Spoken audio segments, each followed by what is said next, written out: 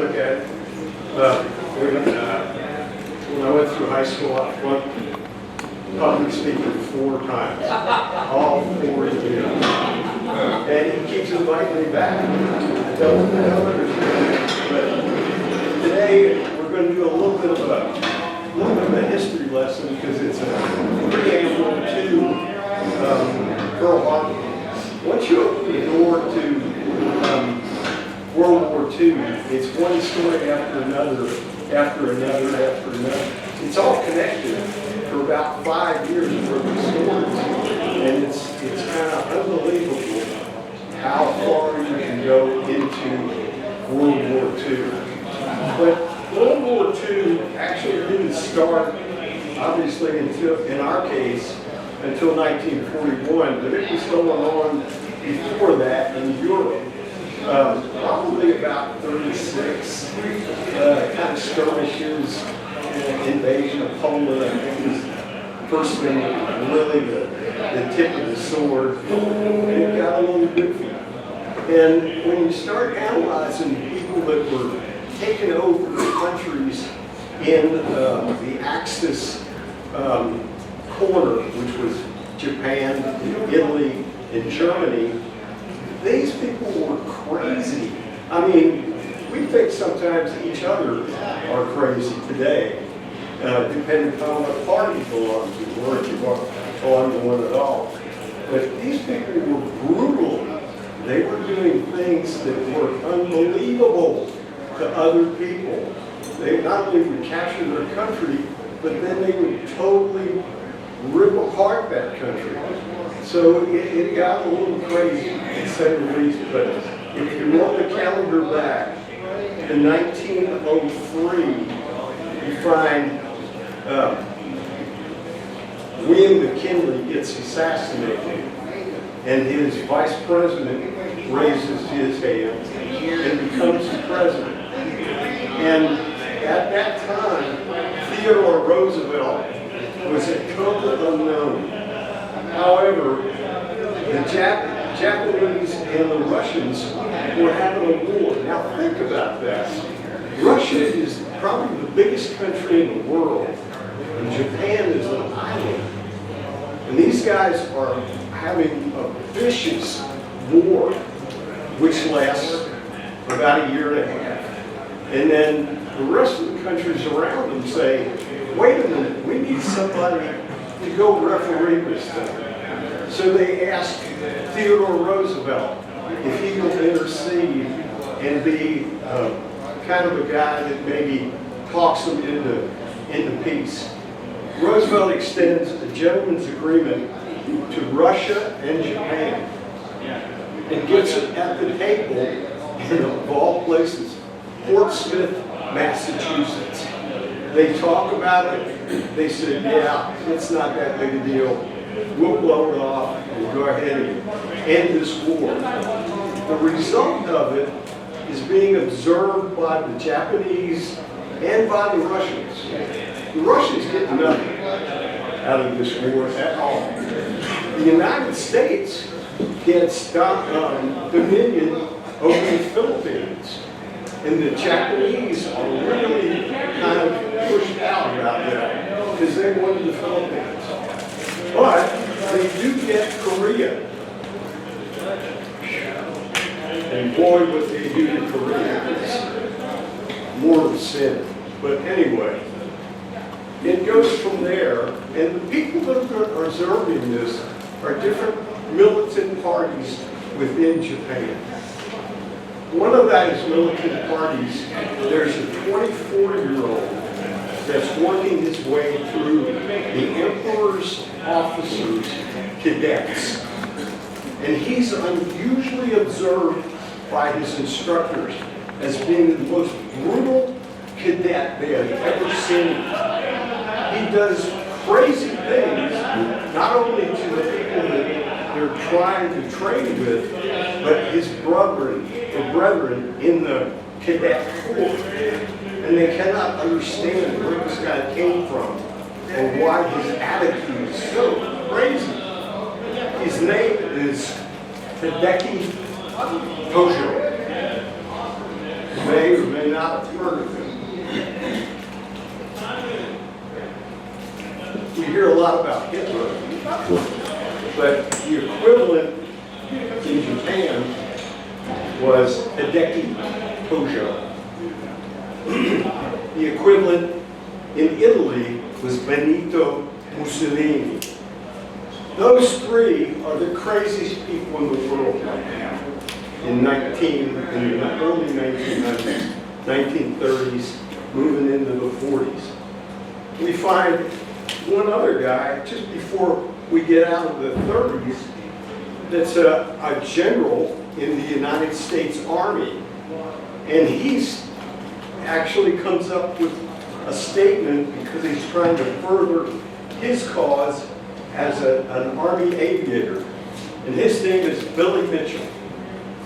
And they look at him and say, Billy, you are Looney Tunes. His discussion is, if you have airplanes, you can sink the hell out of battleships. You can build all the battleships you want, and all that is just one beautiful target for an airplane. Nobody gets it. You keep building battleships. And Billy Mitchell is court-martialed for being insubordinate.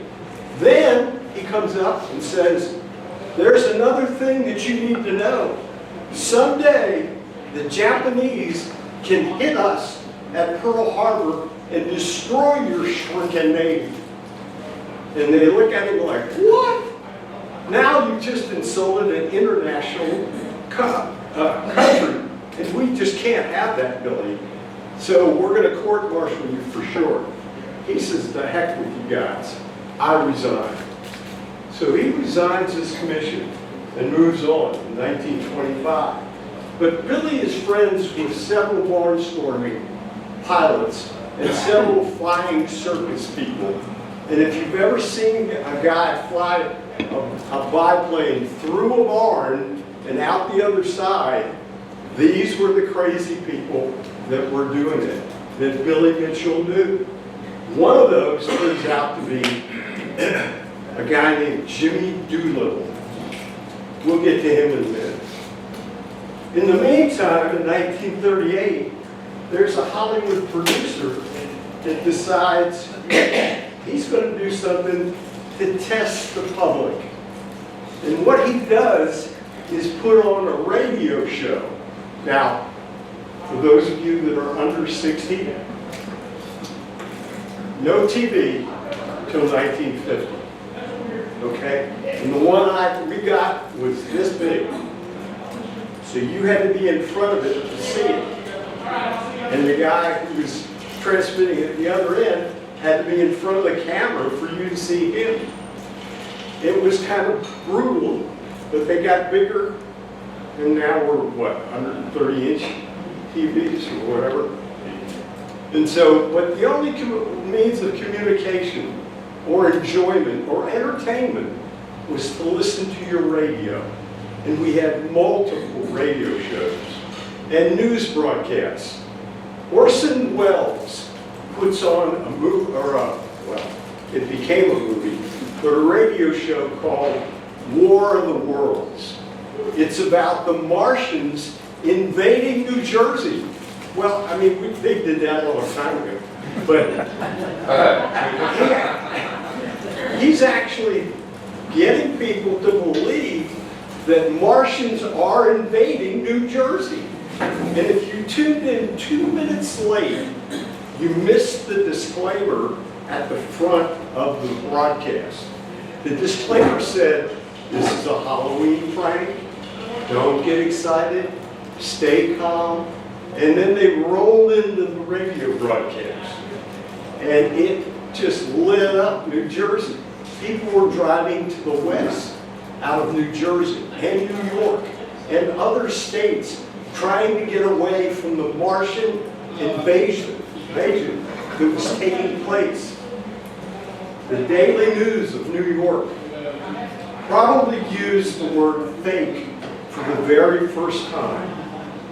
And that's probably where it came from. But it was fake news. And they thought it was a real broadcast, that we were actually being invaded by Martians. Now move a little bit more forward into our program. I think, here we go. Okay, and Tora was the code for the Japanese for the actual attack on Pearl Harbor. It came on a Sunday, which if you're old as I am, you remember that we used to have a thing called blue laws. We may still have in some states. In the state that I grew up in, it was Delaware. So if you were operating a push mower on Sunday, you could go to jail. This country was so religious, and very highly so. We would go on my father's past on the train to Philadelphia and watch the Philadelphia Phillies play baseball up until 5 o'clock on Sunday. After 5, the game was suspended. That was the blue law in place in Pennsylvania. So I, as a little kid, would be, the game's not over. And we would leave. Whoever was ahead won that game. Just imagine if we had blue laws today that were like that. Where would the NFL be? Saturdays. On Saturdays, or Mondays, or Thursdays. Yeah, like we have it now. But on Sunday, most of the guys in Pearl Harbor were still in their bunks. They were in church services, or they were enjoying the day because there really wasn't anything to do on Sundays. That carried over to the military as well. At 7:55 on the Isle of Oahu, Honolulu was attacked. Thank God Tojo didn't really check on where the carriers were. They were out on maneuvers. So Billy Mitchell was happy that he didn't get the carriers. But he got just about every battleship that we had. The Japanese at the same time are meeting in Washington, D.C. They have envoys that have been sent there by the emperor to do peace accords with our Secretary of State, Hull. And you'll notice everybody's pretty solemn except the Japanese envoys. They're leaving. They kept checking their watch. And now they're leaving and they're giddy because they know that Pearl Harbor has been hit. Cordell Hull doesn't know yet because the only way to communicate is by radio, long distance operator, and you have to stay on the line while she makes all the connections from Honolulu to Washington, D.C., or by telegraph. That's it. That's our means of communication. No email, no texting, no cell phones, no TV, nothing that we do today. So it's not instantaneous. Cordell obviously finds out later what's going on. What? Did I time it up? Okay. The Imperial Navy that's sitting off about 200 miles from the islands of Hawaii has completely different ideas as to what's going to happen that Sunday.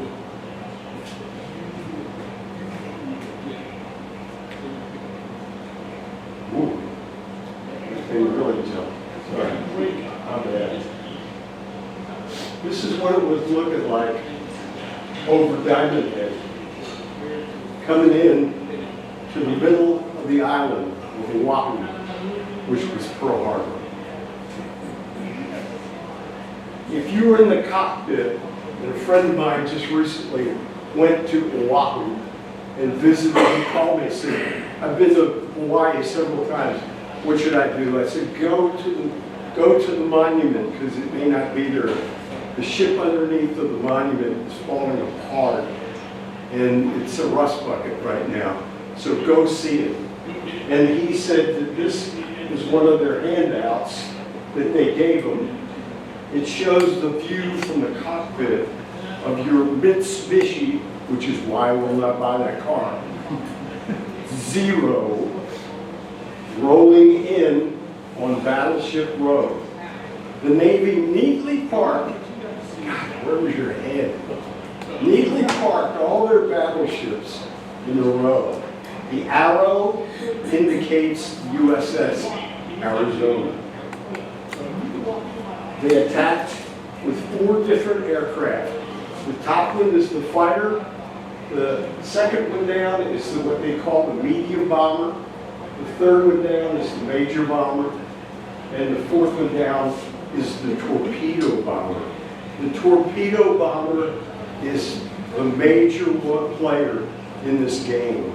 They torpedo ships over and over and over again until they get ships like the battleship Oklahoma, I believe, does a turn and inverts and actually rolls over, trapping some 1,100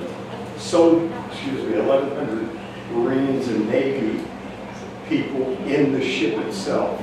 They later cut a hole in the hull and take out about 35 that are still alive in the hull, tapping on the hull, trying to let people know they're still there and still alive.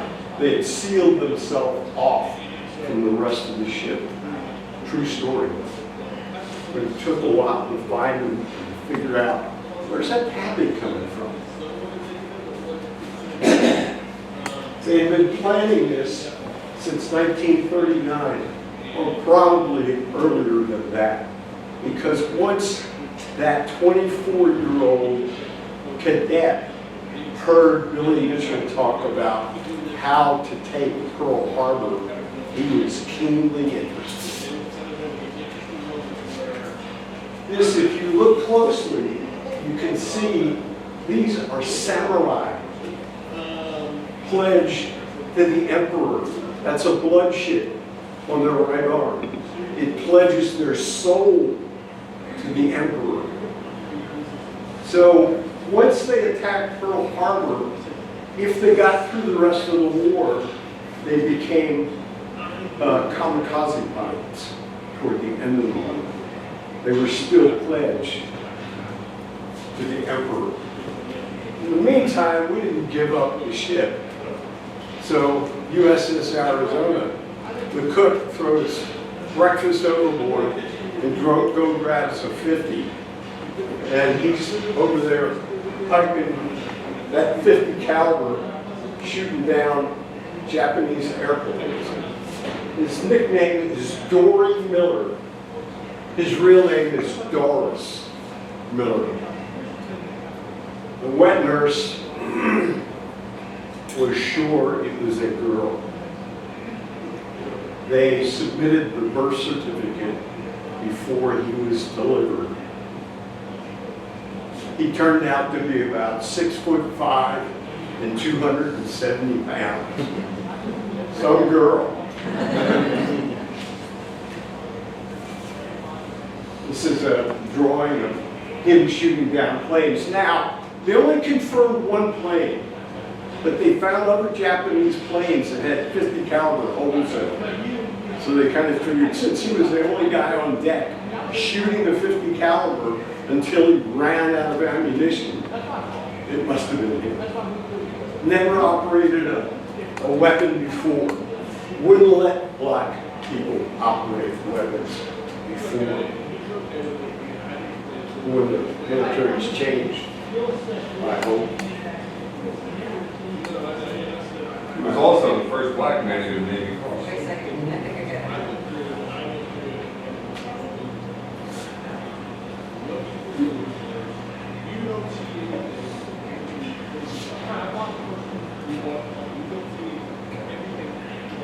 a sketch that depicts what Pearl Harbor looks like when everybody's home. The carriers, the airfields, the outlying military targets. And this would have come from the spies that were at Pearl Harbor representing the Empire of Japan. There were probably 4 or 5, maybe more, that actually was there and diagramming things for years to make sure they got this right. Battleship Row, to say the least, was in flames, but they hit the airfield as well. And they had to, because otherwise they would have had people scrambling up in P-40s or P-38s and coming after them. So they eliminated the Army Air Corps, took them right out of the process.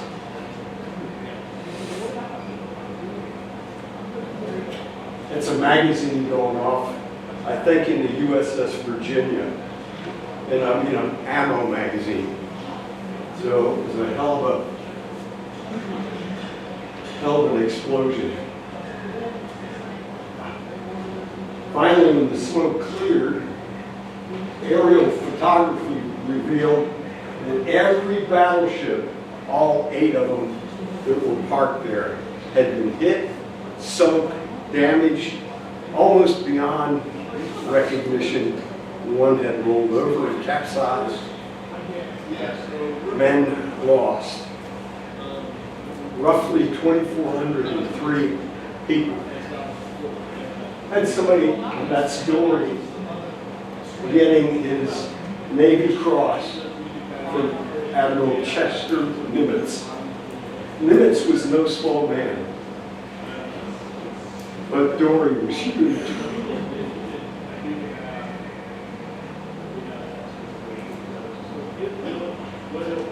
The lightning attack, Tora.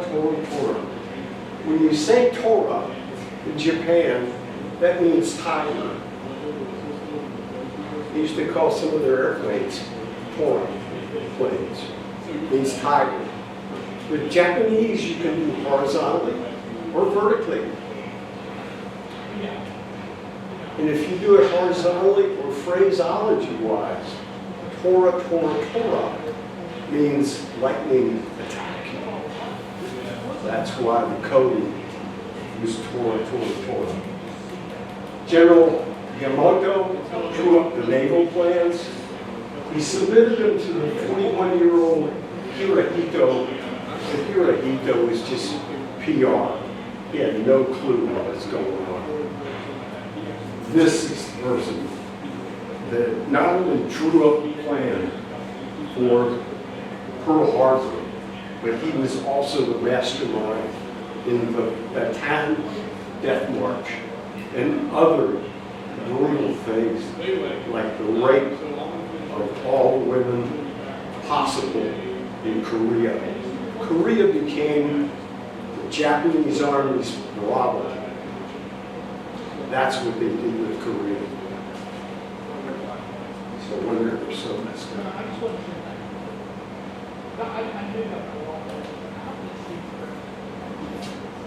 2,403 were the death toll. And because it happened the way it happened, they buried them in mass graves. In 2015, as we perfect DNA, they actually start to exhume and identify the people in these graves. 388 were exhumed last year, and 361 were identified positively.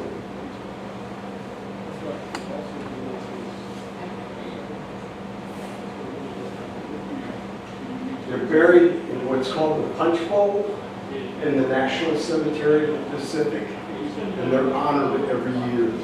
The Punch Bowl is where the meteor hit the Isle of Oahu. And I can't remember when that was. I think it's in the early 1900s. hundreds, but they actually had a meter that made an indentation, and they called that the punch hole. That's where they buried the 2,303 casualties. This gentleman was one of the spots, and I use that term very loosely, and wrote a book after the war. Why he was not prosecuted, I don't know.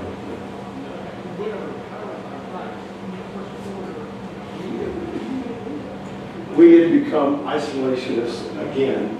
We did that before in World War I.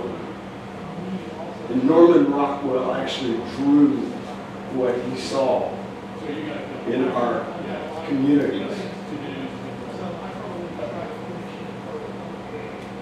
This is called freedom from fear.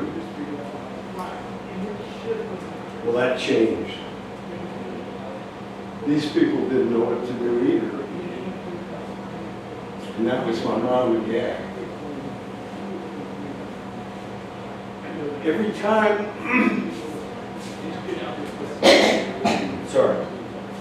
every time I would mention or we would talk about Pearl Harbor, she would cry. And I never knew exactly why. Until I got into the military and did a little bit of research for my own as to why she would cry so much. Communications, as I said, were slow, but the announcement came over the radio, and a lot of the anchors at the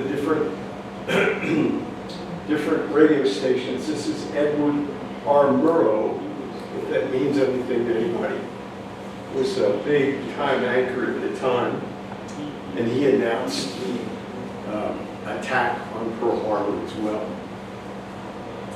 The telegraph and the long distance operator. This is called Freedom from Want by Norman Rockwell. We obviously couldn't trust the Japanese. The enlistments went up dramatically as soon as people heard about it. That's Clark Gable, Gone with the Wind, fame on one side. And the other one is supposedly the best baseball hitter that ever lived, Ted Williams, on the other side. Ted went into the Navy pilot. Clark went into the Army.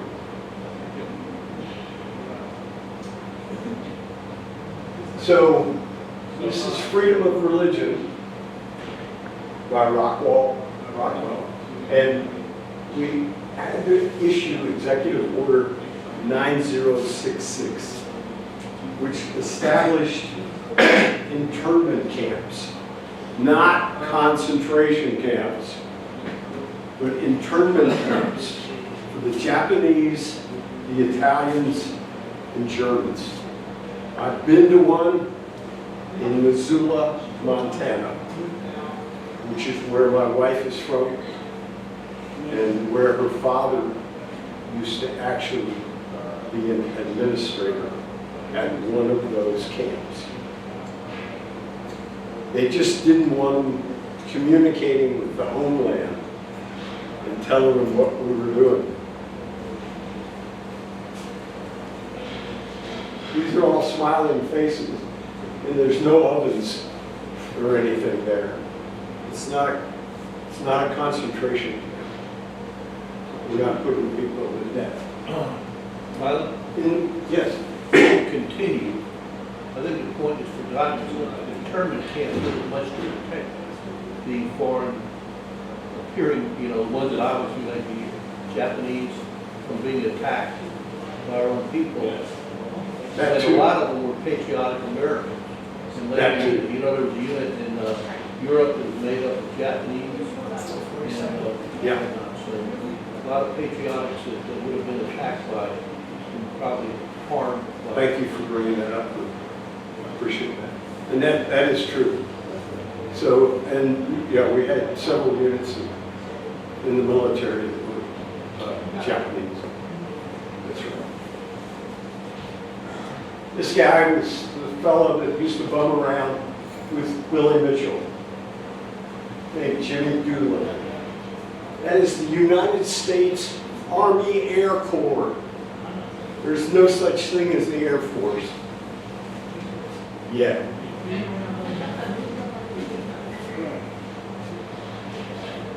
That's Billy Mitchell.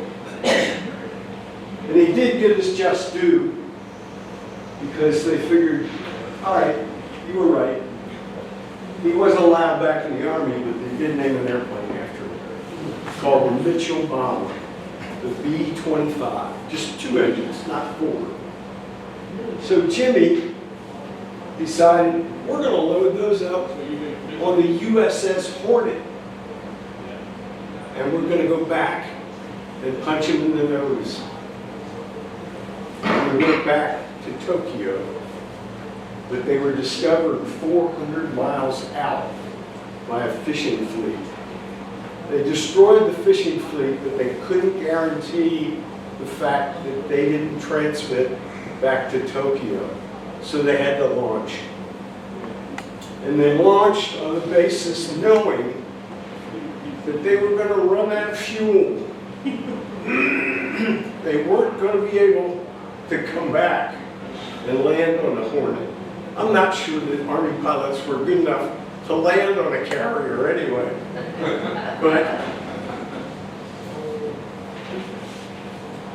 But they knew that they were going to run out of fuel after they completed their mission. And not most, but a lot of them did it over Japan.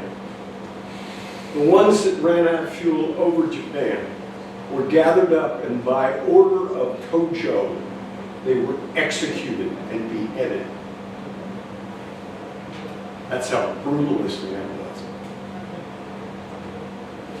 We had one land in Russia. Russia was consigned to Adolf Hitler then, so they jailed him, later releasing him when they flipped and came over to the Allied side. And we had several that went into China and bailed out over China. The Chinese were on our side because the Japanese were really putting it to them. And one of the countries they had conquered. And so they helped our pilots migrate and get out of China and back to the United States.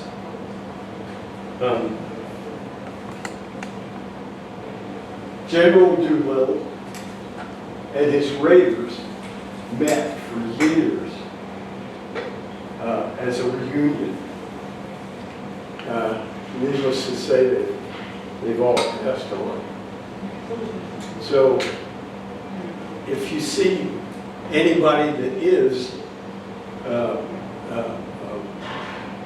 World War II veteran, go up and thank them. Because without them, you'd probably be speaking Japanese or German. And I've heard that before where someone said, I want to do a program on World War II because that wasn't my war. Yes, it was.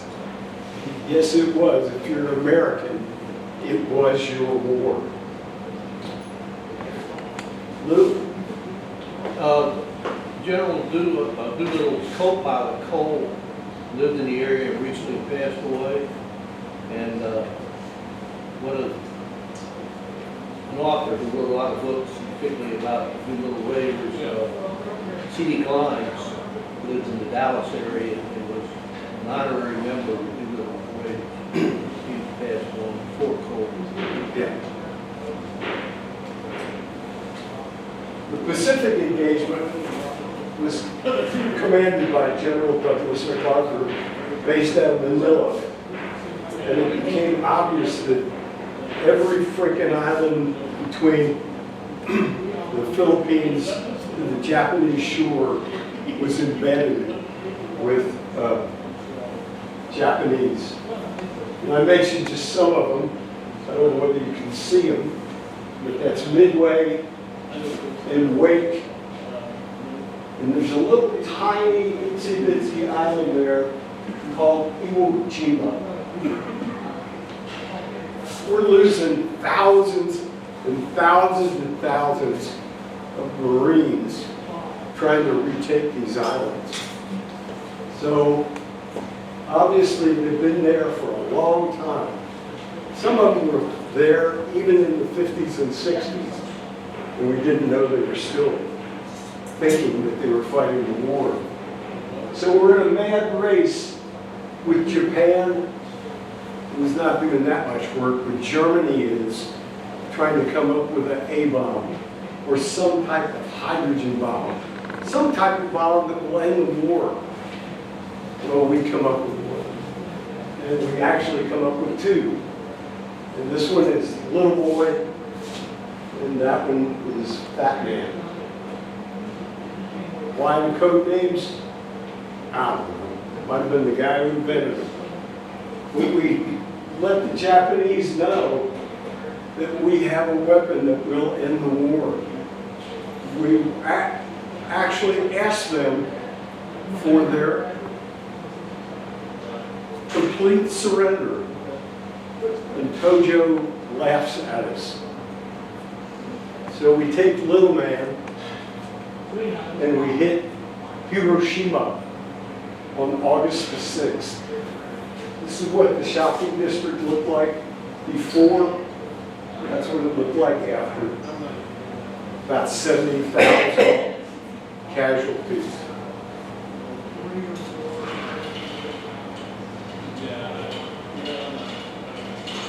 We give him a couple days, hopefully that he'll be able to get the information back and understand the magnitude of the bomb we just set off in Hiroshima.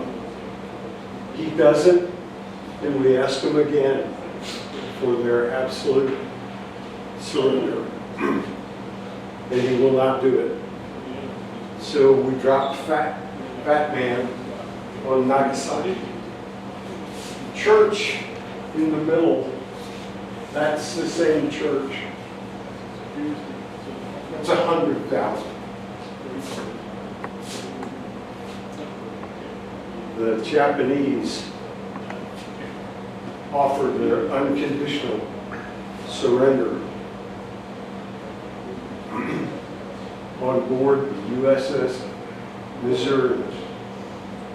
There's a theme behind that because the President of the United States that's in office is from Missouri. So Truman sends the USS Missouri to accept their absolute surrender on September 2nd, 1945. Today, my friend said a lot of this to me as well. Pearl Harbor, the monument to the sailors and the Marines that are still entombed inside the Arizona looks like this. The Arizona sunk in shallow water, and it's across the bow of the ship, which is the third small picture down. It's just off of Ford Island, where she was docked and pictured before.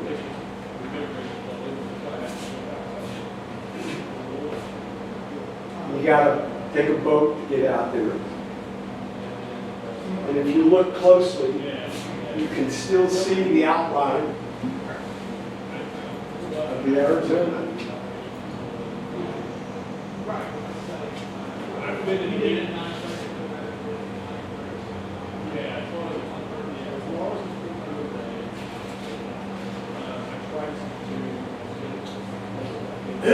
Tie downs are almost exposed. There's oil leaks. Its ship leaks about a quart a day. And everybody said, you know, we ought to fix that.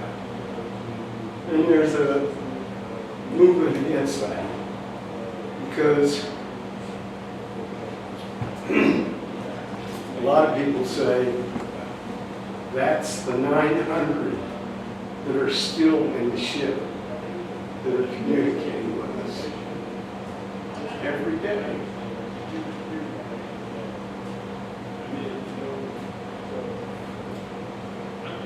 So the oil leaks will not be fixed. But the ship will not be there much longer. It's rusting away.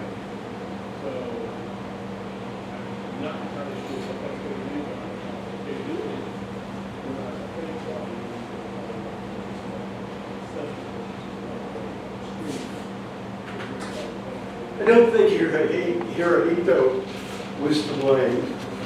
I just don't think he knew what was going on.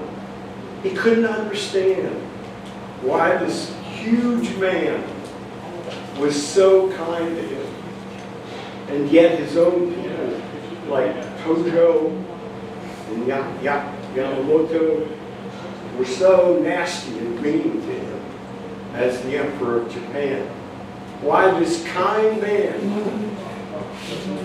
General Douglas MacArthur, taught him baseball.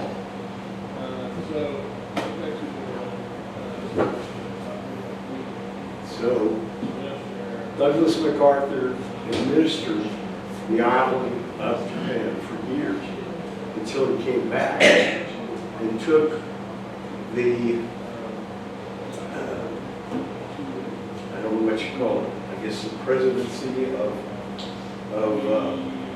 West Point. For a few years, he actually was the leader there, chancellor. And then the Korean War. Yeah, and they got into the Caribbean.